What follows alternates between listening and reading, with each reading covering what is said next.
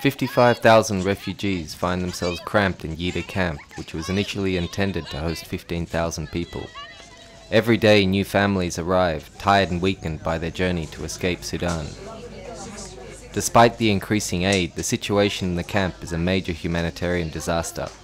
According to a survey by MSF, since June at least 5 children are dying every day. The adult mortality rate is alarming too, with 2 deaths per 10,000 people per day, a figure well above the emergency threshold.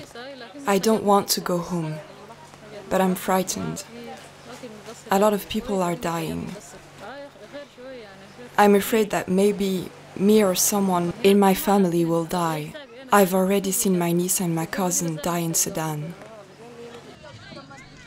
Most of the people living in the camp do not have access to latrines, and water and food distribution needs to be urgently scaled up.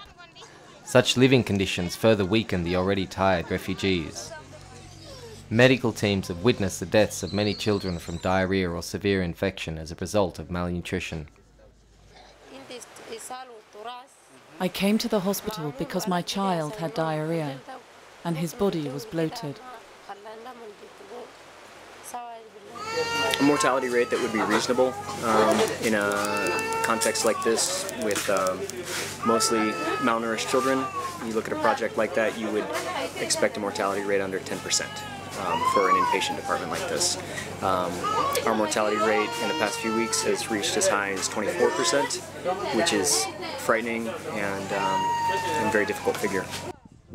In Maban County, more refugees from another state in Sudan have fled their homes for the same reasons.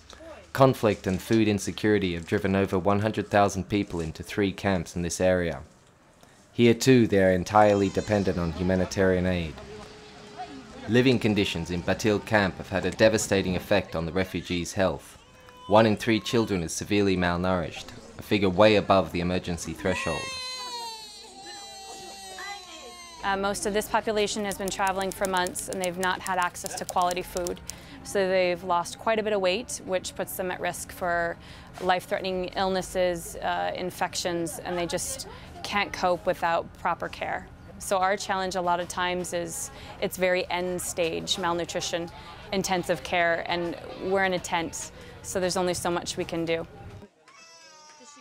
MSF has been the main medical aid provider in the camps in South Sudan since last November. Teams are running several hospitals and therapeutic feeding programs in the camps and are making sure all new arrivals are vaccinated against measles.